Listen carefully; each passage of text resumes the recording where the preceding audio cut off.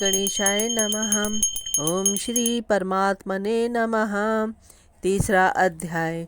अर्जुन बोले, हे जनार्दन, अगर आप कर्म से बुद्धि को श्रेष्ठ मानते हैं तो फिर हे केशव, मुझे घोर कर्म में क्यों लगाते हैं। आप अपने मिले हुए से वचनों से मेरी बुद्धि को मोहित सी कर रहे हैं। अतः आप निश्चय करके उस एक बात को कहिए जिससे मैं कल्याण को प्राप्त हो जाऊं। श्री भगवान बोले, हे निष्पाप अर्जुन, इस मनुष्य लोक में दो प्रकार से होने वाली निष्ठा मेरे द्वारा पहले कही गई है। उनमें ज्ञानियों की निष्ठा ज्ञान योग से और योगियों की निष्ठा कर्म योग से होती है। मनुष्य ना तो कर्मों का आरंभ के बिना निष्कर्मता का अनुभव करता है और ना कर्मों के त्याग मात्र से सिद्धि को ही प्राप्त होता है। कोई भी मनुष्य किसी भी अवस्था में क्षण मात्र भी कर्म के बिना नहीं रह सकता, क्योंकि प्रकृति के परवश हुए सब प्राणियों से प्रकृतिजन्य गुण कर्म करवा लेते हैं।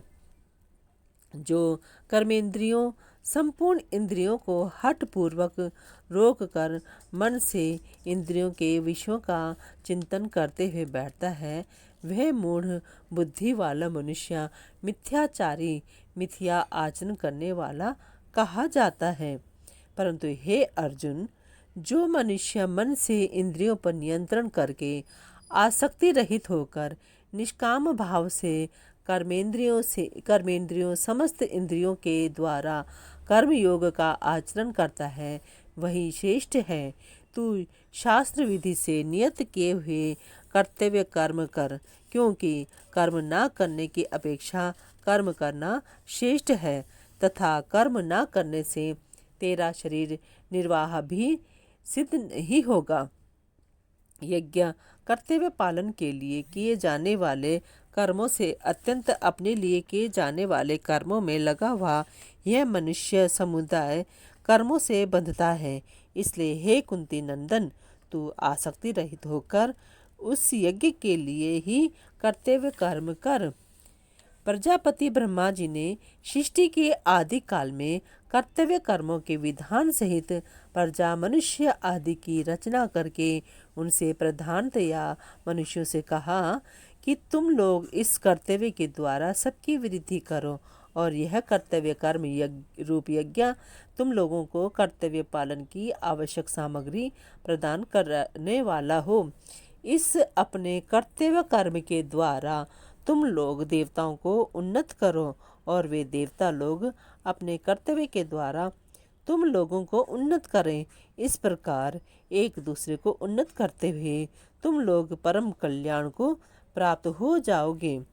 यज्ञ से पुष्ट हुए देवता भी तुम लोगों को बिना मांगे ही कर्तव्य पालन की आवश्यक सामग्री देते रहेंगे। इस प्रकार उन देवताओं की दी हुई सामग्री को दूसरों की सेवा में लगाए बिना जो मनुष्य स्वयं ही उसका उपभोग करता है, वह चोर ही है।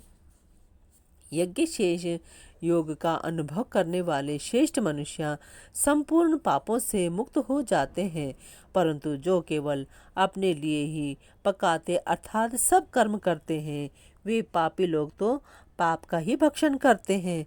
संपूर्ण प्राणी अन्न से उत्पन्न होते हैं। अन्न की उत्पत्ति वर्षा से होती है, वर्षा यज्ञ से होती है, यज्ञ कर्मों से संपन्न होता है। कर्मों को तू वेद से उत्पन्न जान, और वेद को अक्षर ब्रह्म से प्रकट हुआ जान। इसलिए वह सर्वव्यापी परमात्मा यज्ञ कर्तव्य कर्म में नित्य स्थित है। हे पार्थ, जो मनुष्य इस लोक में इस प्रकार परंपरा से प्रचलित सृष्टि चक्र के अनुसार नहीं चलता, वह इंद्रियों के द्वारा भोगों में रमण करने वाला अघायु पापमय जीवन बिताने वाला मनुष्य संसार में व्यर्थ ही जीता है। परंतु जो मनुष्य अपने आप में ही रमण करने वाला और अपने आप में ही तृप्त तथा अपने आप में ही संतुष्ट है, उसके लिए कोई कर्तव्य नहीं है।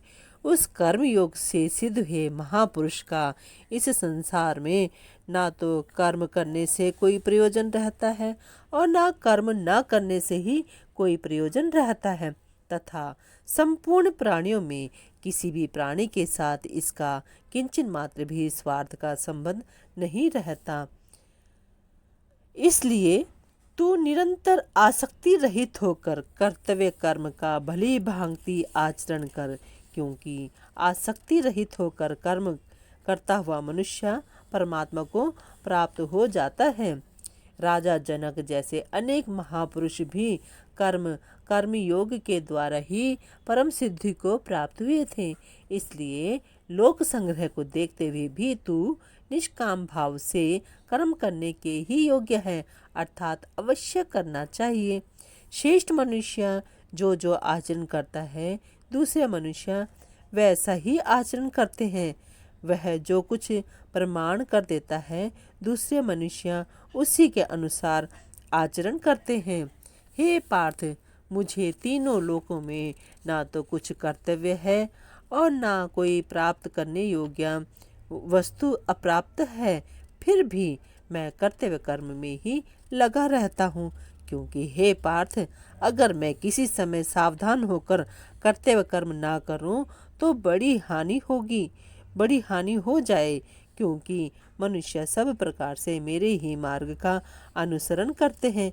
यदि मैं कर्म ना करूं तो ये सब मनुष्य नष्ट भ्रष्ट हो जाए और वर्ण संकरता को करने वाला हो तथा इस समस्त प्रजा को नष्ट करने वाला बनूं। हे भरत वंशोद्भव अर्जुन, कर्म में आसक्त हुए अज्ञानी जन जिस प्रकार कर्म करते हैं, आसक्ति रहित तत्व ज्ञान मनुष्य महापुरुष भी लोक संग्रह करना चाहता हुआ उसी प्रकार कर्म करे।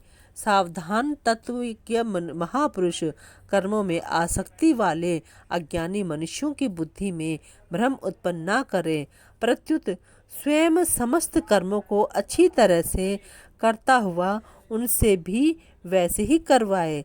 संपूर्ण कर्म सब प्रकार से प्रकृति के गुणों द्वारा किए जाते हैं, परंतु अहंकार से मोहित अंतःकरण वाला अज्ञानी मनुष्य मैं करता हूँ ऐसा मान लेता है। परंतु हे महाबाहो, गुण विभाग और कर्म विभाग को तत्व से जानने वाला महापुरुष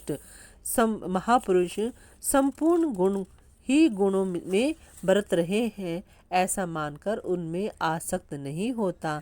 प्रकृति जन्य गुणों से अत्यंत मोहित हुए अज्ञानी मनुष्य गुणों और कर्मों में आसक्त रहते हैं। उन पूर्णतया न समझने वाले मंद बुद्धि अज्ञानियों को पूर्णतया जानने वाला ज्ञानी मनुष्य विचलित ना करे। तू विवेकवती बुद्धि के द्वारा संपूर्ण कर्तव्य कर्मों को मेरे अर्पण करके कामना रहित, ममता रहित और संताप रहित होकर युद्ध रूप कर्तव्य कर्म को कर। जो मनुष्य दोष दृष्टि से रहित होकर श्रद्धा पूर्वक मेरे इस पूर्व श्लोक में वर्णित मत का सदा अनुसरण करते हैं, वे भी कर्मों के बंधन से मुक्त हो जाते हैं। परंतु जो मनुष्य मेरे इस मत में दोष दृष्टि करते हुए इसका अनुष्ठान नहीं करते, उन संपूर्ण ज्ञानों में मोहित और अविवेकी मनुष्यों को नष्ट हुए ही समझो, अर्थात उनका पतन ही होता है। संपूर्ण प्राणी प्रकृति को प्राप्त होते हैं। ज्ञानी महापुरुष भी अपनी प्रकृति के अनुसार चेष्टा करता है, फिर इसमें किसी का हट क्या रहेगा। इंद्रिय के अर्थ में प्रत्येक इंद्रिय के प्रत्येक विषय में मनुष्य के राग और द्वेष व्यवस्था से अनुकूलता और प्रतिकूलता को लेकर स्थित है। मनुष्य को उन दोनों के वश में नहीं होना चाहिए, क्योंकि वे दोनों ही इसके पारमार्थिक मार्ग में विघ्न डालने वाले शत्रु हैं। अच्छी तरह आचरण में लाए हुए दूसरे के धर्म से गुणों की कमी वाला अपना धर्म श्रेष्ठ है। अपने धर्म में तो मानना भी कल्याणकारक है और दूसरे का धर्म भय को देने वाला है। अर्जुन बोले, हे वार्ष्णेय, फिर यह मनुष्य ना चाहता हुआ भी जबरदस्ती लगाए हुए की तरह किस से प्रेरित होकर पाप का आचरण करता है? श्री भगवान बोले, रजोगुण से उत्पन्न यह काम अर्थात कामना ही पाप का कारण है। यह काम ही क्रोध में परिणत होता है। यह बहुत खाने वाला और महापापी है। इस विषय में तू इसको ही वैरी जान। जैसे धुएं से अग्नि और मैल से दर्पण ढका जाता है तथा जैसे जेर से गर्भ ढका रहता है, ऐसे ही उस कामना के द्वारा यह ज्ञान अर्थात विवेक ढका हुआ है। हे कुंती नंदन, इस अग्नि के समान कभी तृप्त न होने वाले और विवेकों के कामना रूप नित्य वैरी के द्वारा मनुष्य का विवेक ढका हुआ है। इंद्रियां, मन और बुद्धि इस कामना के वासस्थान कहे गए हैं। यह कामना इन इंद्रियां, मन और बुद्धि के द्वारा ज्ञान को ढककर देह अभिमानी मनुष्य को मोहित करती है। इसलिए हे भरतवंश में श्रेष्ठ अर्जुन, तू सबसे पहले इंद्रियों को वश में करके इस ज्ञान और विज्ञान का नाश करने वाले महान पापी काम को अवश्य ही बलपूर्वक मार डाल। इंद्रियों को स्थूल शरीर से पर श्रेष्ठ, सबल, प्रकाशक, व्यापक तथा सूक्ष्म कहते हैं। इंद्रियों से पर मन है, मन से भी पर बुद्धि है और जो बुद्धि से भी पर है वह काम है।